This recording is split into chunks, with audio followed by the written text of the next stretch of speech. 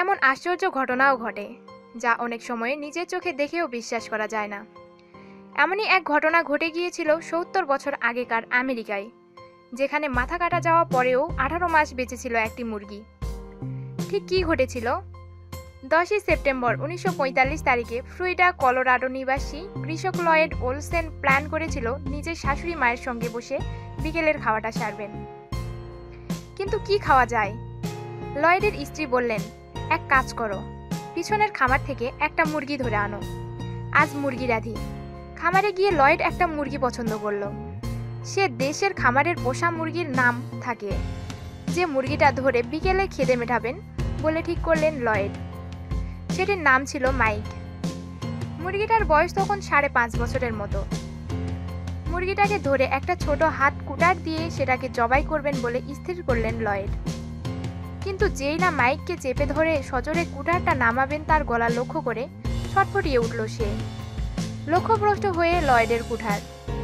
মাইকের গলা উপরে না পড়ে কুঠার গিয়ে পড়ল তার মাথায়। মাথার অর্ধেকটা গেল উড়ে। লয়েড দ্বিতীয় কোপ বসানোর জন্য প্রস্তুত হচ্ছিলেন, এমন সময় যা ঘটল তাতে প্রায় ভিড়মি খাওয়া জোগাড় হলো তার। তিনি দেখলেন মাথা কাটা মাইক দৌড়ে পালাচ্ছে।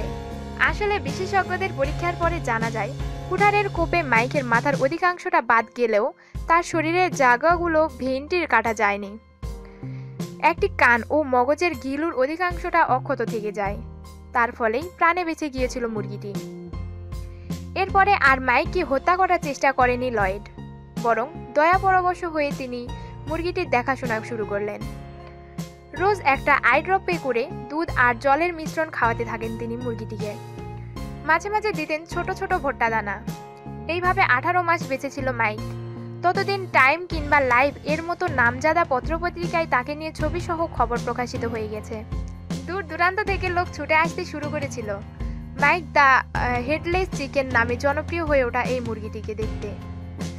মুন্ডহীন অবস্থায় ১৮ মাস বেঁচে থাকার পরে একদিন মাঝরাতে শ্বাসনালীতে একটা শস্য দানা আটকে মারা যায় মাইক। কিন্তু তারপরেও তার অত্যাচার্য কাহিনী অমর হয়ে রয়েছে। আজও কলোরাডোর মানুষের মুখে মুখে ফেরে মাথা কাটা মুরগির কথা।